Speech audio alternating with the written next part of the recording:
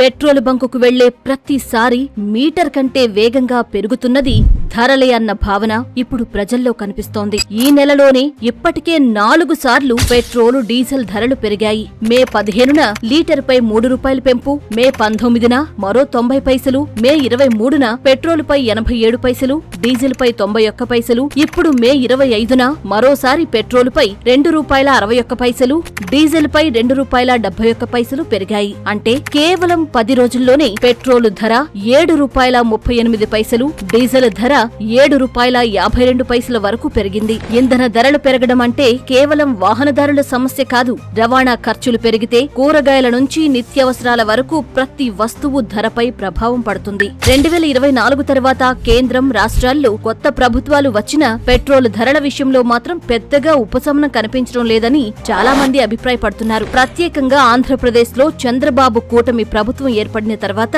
ధరలు తగ్గుతాయనుకున్నాం. కానీ ఎందుకు ఇంకా భారమే పెరుగుతోంది అనే ప్రశ్నలు సోషల్ మీడియాలో వినిపిస్తున్నాయి. మీ అభిప్రాయం ఏమిటి? కామెంట్ చేయండి.